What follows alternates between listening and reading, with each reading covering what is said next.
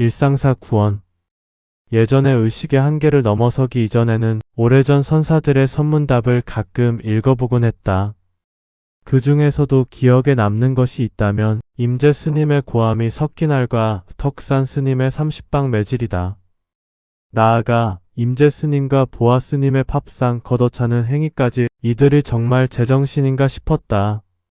자비를 실천한다는 수행자가 상대방에게 매를 들다니. 이것은 폭력적이며 바른 깨침이 아니라는 생각도 들었다. 임재 스님의 고함을 지르는 행위도 마찬가지로 어떤 형태로든 폭력은 용납될 수 없다고 생각했다.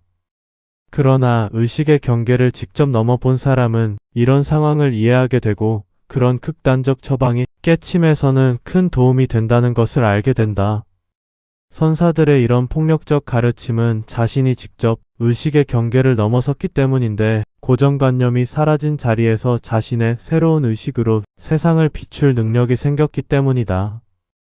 불교가 타 종교와 달리 가장 우수한 점이 있다면 대상을 숭배하거나 대상에게 구원을 바라지 않고 자신이 홀로 진리를 찾으며 깨우친다는 점이다. 덕산 스님의 30방 매질은 맞춰도 30방 얻어맞아야 하고 틀려도 30방 얻어맞아야 한다. 그럼 도대체 어쩌란 말인가? 안 맞으려면 해답을 맞추라는 말인가 아니면 틀리라는 말인가? 이런 의식의 경계 사이를 의심하고 파고들 때 마침내 의식은 자신의 고정된 의식을 넘어버린다. 때리는 덕산 스님의 입장에서는 말보다는 육체적 통증이 더 의식을 강렬하게 자극시킨다는 점을 알기에 옳음과 틀림의 함정을 만들어 매를 드는 것이다. 의식의 경계를 넘으면 매는 폭력이 아닌 깨침의 방편이다. 임재 스님도 또한 하리라고 하는 큰 고함 소리로서 상대방에게 의식의 경계를 넘게 하지만 이 역시 폭력이 아닌 깨침의 방편이다. 의식의 경계를 넘게 되면 폭력은 폭력이 아니며 오히려 구제해주는 자비의 실천으로 변한다. 또한 임재 스님의 살아있는 멋진 말인 화로 중에는 길에서 붓다를 보면 붓다를 죽이라는 말이다. 이것이 진짜 불교이며 살아있는 가르침이다. 붓다의 형상에 끌려다니거나 붓다의 사상의 노예가 되면 안 된다. 이 길은 자신 스스로가 붓다의 경지에 오르는 것이다. 붓다를 숭배하거나 붓다를 구원의 대상으로 여기면 안 된다. 붓다의 사상을 통하여 자신이 직접 붓다가 되는 길이다. 절대로 아무도 구원해주지 않는다. 만약 누군가가 구원해야만 한다면 구원자는 자신밖에는 없다. 의식의 경계를 넘으면 거짓 붓다가 보이고 아무리 현란한 말을 들어도 금방 거짓을 꿰뚫어 보게 된다. 숭배도 아니고 복종도 아니며 구원은 더욱 아니다. 구원이라는 말은 주로 그리스도교에서 자주 쓰는 말인데 구원이란 말을 심각하고 깊게 사유해 볼 필요가 있다.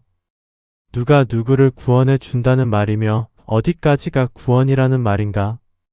구원자는 하느님이고 천국에 간다는 말인 것 같은데 약육강식의 척자생존의 물질적 세상을 창조한 하느님이라면 과연 그 신이 구원자가 될 수 있는 것일까?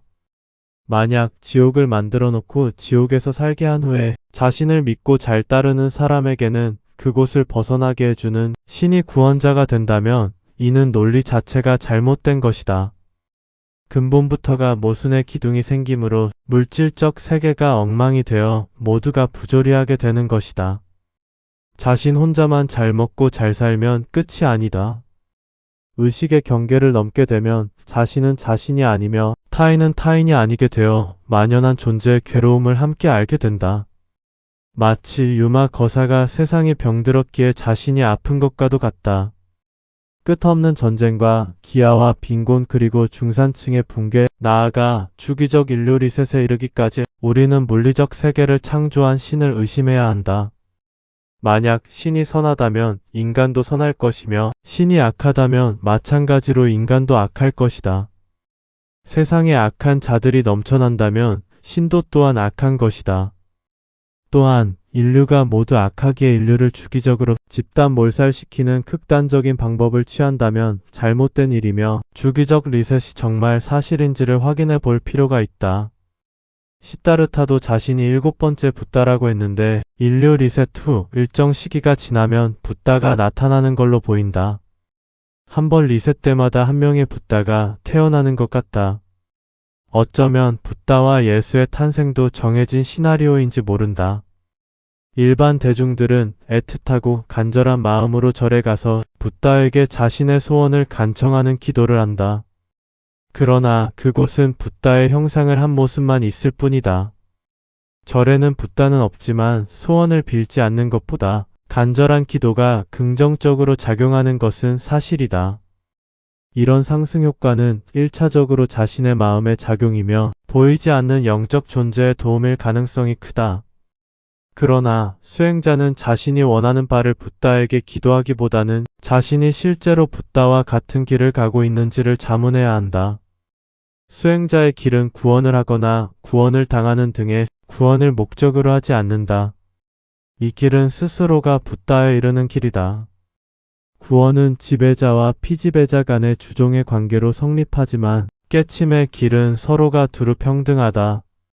아마도 오래전 예수가 찾았었던 그의 하나님은 야생의 물질 세계를 만든 하느님은 아닌 것으로 보인다.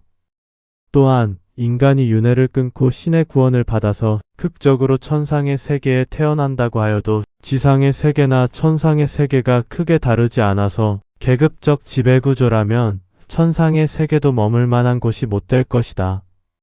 천상의 세계에서 찬양하고 복종하는 즐거움이야 있겠지만 존재를 유지하는 시스템 자체를 의심하고 탐구해야 한다. 시스템이 비극인지 희극인지는 각자에 따라 다르겠지만 지속하여 반복하는 인과에 얽힌 윤회를 들여다보면 시스템 자체가 지극히 비극적이라는 결론에 이르게 된다.